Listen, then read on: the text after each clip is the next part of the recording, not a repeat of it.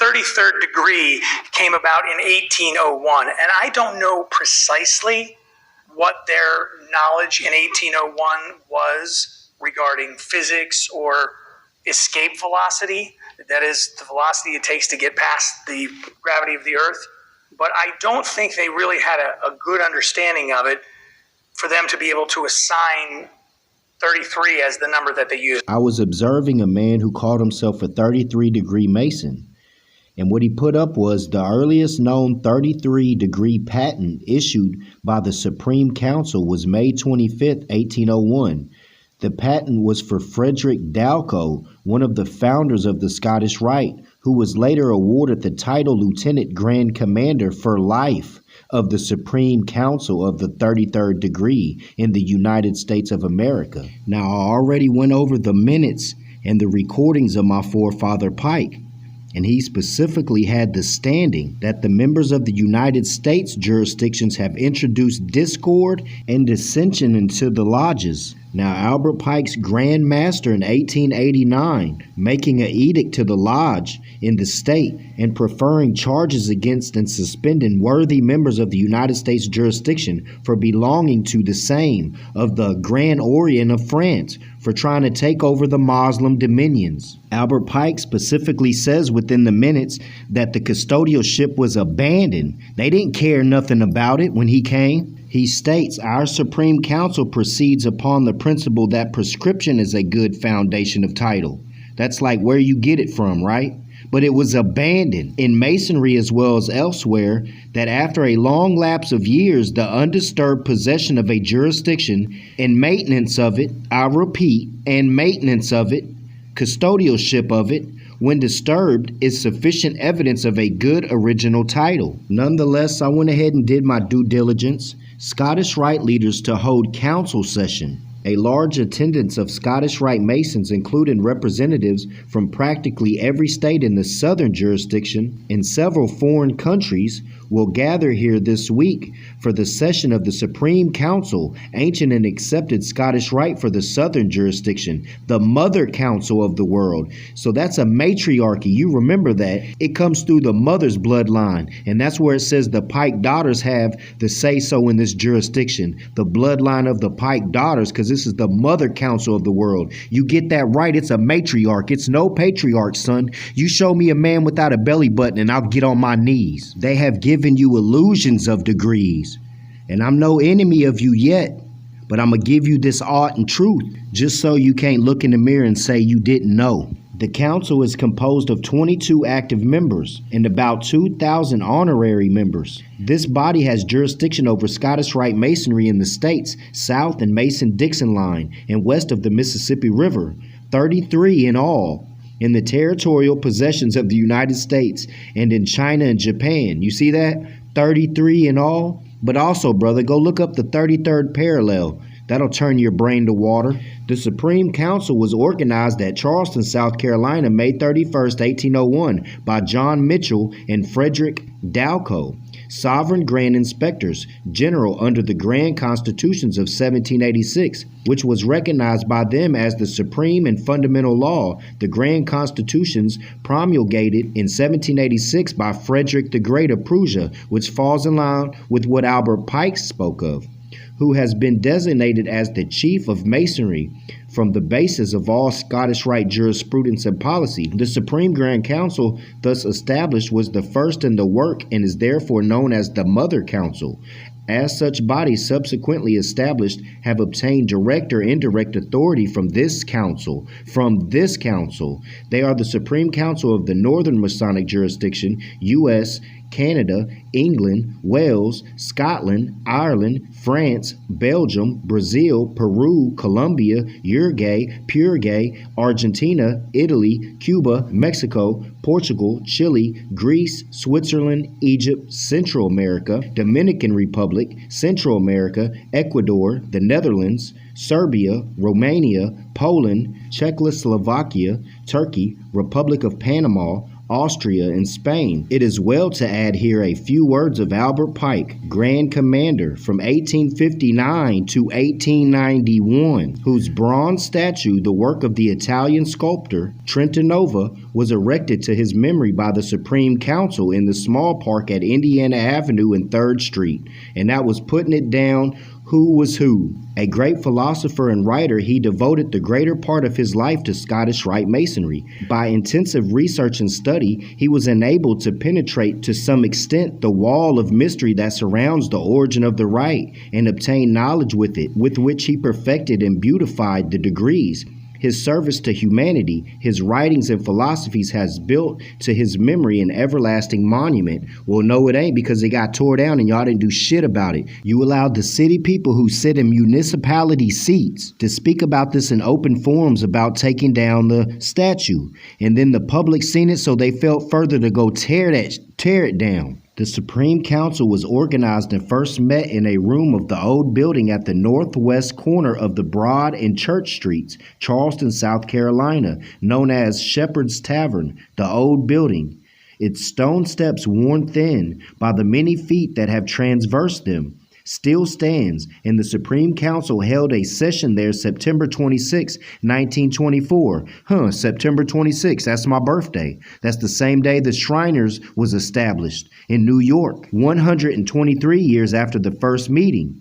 After the headquarters had been moved to Washington, the council continued to meet in various places. Among them were the local consistory temples at 1007 G Street Northwest, 6 and D Street Northwest, 218 3rd Northwest, and 433 3rd Street Northwest.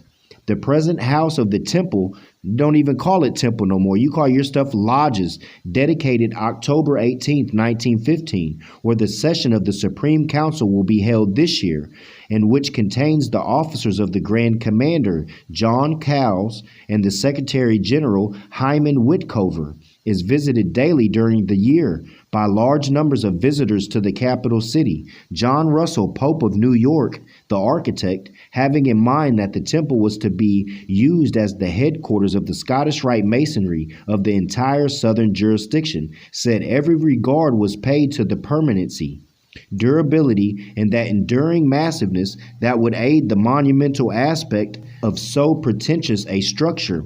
Architecturally, it follows the style of the mausoleum erected by Queen Artemisia for the tomb of King Mausolus, which was one of the wonders of the ancient world. The building stands upon a plot over 200 feet square and piles up massively and with dignity from all four sides. The symbolism includes the design of the building is apparent to every mason. The granite steps arise in groups of 3, 5, 7, and 9.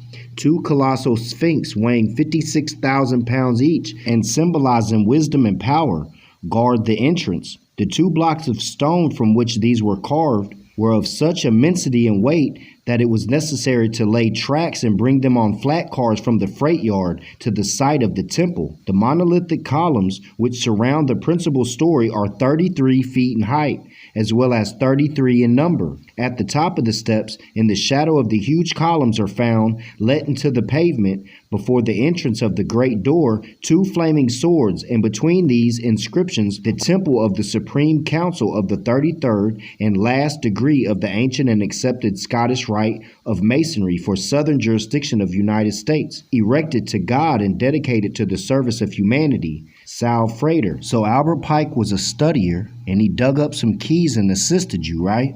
And you do all this for him.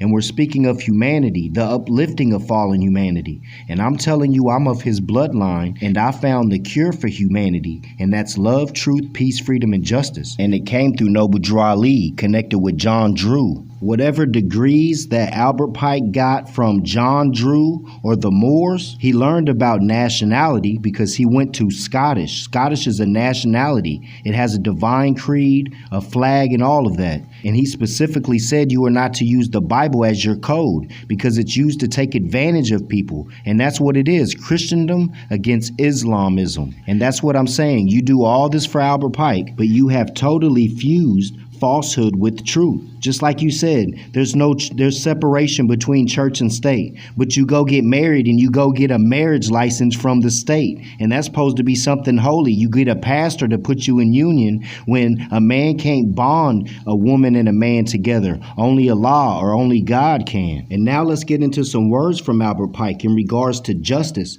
because I come to you in love, truth, peace, and freedom. Justice is the rule of conduct written in the nature of mankind. As humanity learns and practices the true rules of justice, which are love, truth, peace, freedom, and practices the true rules, civilization progresses. You're not progressing in them lodges because you're not learning art. That's why it's so abandoned and dormant. As humanity learns and practices the true rules of justice, love, truth, peace, and freedom, civilization progresses. In society, the interest of the individual cannot be paramount. His interests must be sacrificed to some extent. That means give away the cares of the world and the carnal self and get into the higher self for the interest of society as a whole. The Supreme Council, as the ruling body of this part of Masonry in the Southern jurisdiction, has shaped its destinies towards higher attainments. It advocates and actively supports the following: a federal Department of Education with a secretary in the President's cabinet, a national university at Washington supported by the government, the compulsory use of English as the language of instruction in the grammar grades. And that ties in perfectly with my studies in regards to Anglican, England, English, making our Celtic foremothers and forefathers forget our tongue and pushing the Christian English Bible on us. So that stands as needing revision. We need to be learning the Kernel or Cornish language or our Celtic language, which was Moorish Latin. Adequate provision for the education of the alien populations, not only in culture and vocational subjects, but especially in the principles of American institutions and popular sovereignty. If you're in the Americas and you're saying you're Irish, Scottish, Cornish, Russian, you're a foreigner in the American land. And if you're calling yourself a 33-degree Mason and still calling yourself white, you definitely been duped, because nationality is of paramount importance to the realization of fundamental rights. You call yourself white, you're deluding to the times of slavery. And you're honoring them people that had slaves. And you're honoring the pilgrims who came here, honoring the Peregrine White Agreement, which every baby was born on the Mayflower could get 30 to 300 acres. And it wasn't even your land to give out, though, because the definition of American are the various copper-tone peoples found on the American continent by the European. And guess what? You're the European. And they was running from King James of England, from the Bible. The same Bible you kiss today in your rituals. You all are a nightmare, man. You need to understand that. You're the foreigner. That's the whole reason why they was trying to get patents or charters. That's why I went and got an honorary membership from the Moors or the Moorish Empire or the Moorish government to even be over here on this land. The Moorish government was the first to recognize the U.S. banner. You're on the American soil by an authorization of the U.S., and if they fall tonight, you would have to leave the American continent and go back to Europe. You're a European pale-skinned foreigner. You have elder Shriners doing videos honoring Noble Drew Ali, but on Sunday they're running a church with melanated elders and not telling them nothing. Got them singing hymns. They ain't speaking to the Aboriginal indigenous, the ones that are bound to America by the heritage, the Canaanite, Hittite, Moabite, the entire separation of church and state, in opposition to every attempt to appropriate public monies directly or indirectly for the support of sectarian institutions. You smooch and kiss the Bible. And the Bible is the known colonization book for Christendom against Islam. The American public school, nonpartisan, non-sectarian, efficient, democratic. And democratic is known as a mobocracy. The Constitution specifically states we have a right to a republican form of government for all the children, for all the people. This ain't what he set up. The instruction of patriotism, love of the flag, respect for law and order, and undefying loyalty to constitutional government. Well, the constitutional government says I have a right to a republican form of government, but in here you're speaking of democratic. I smell contradiction. I smell contradiction. That's what my forefather was speaking about. That's why they made the edict saying all y'all was de facto, all y'all was traitors, because you went with France. You went with the Orient of France to do crusades against Islamism. You know, on the fez of the Shriner where it has Islam, or it has Tangier, or it has Fez and the Fez, and it's got to do with the vase that held the light of Ali before he was manifested into flesh as a prophet for us to come, with the message and thought of Allah manifested in flesh. I'm going to end with this. You can laugh with 1,000 of your brothers in the temples, and you can have all these big old temples and think that might is right and that you're running things. But Allah is the best of planners, and the few is the majority if they're right against the millions. So this is spiritual.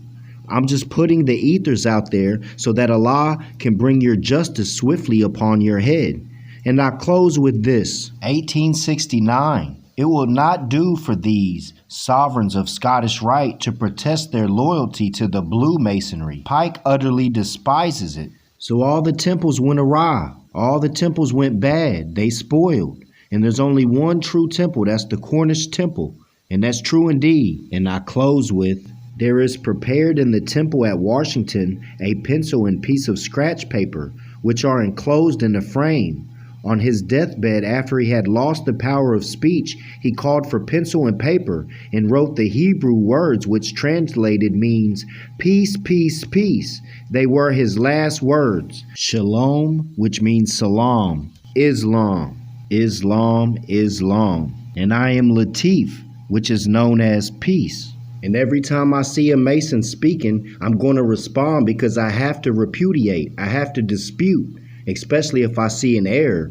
So next time you get ready to send tribute or you get ready to honor one of these so-called Masons that didn't give you no degrees, I would have never made you kiss a Bible. I never would have made you kiss the Bible. And I'm from the original bloodline. I hold the divine way of having unity between us and the Moors, between the Europeans, the Moors, the so-called Christians and the Muslims. I have it. I can stand in a room with the Moor and he shows me love because I have looked death in the face. And that's what Prophet Noble Drew Ali said every European has to do.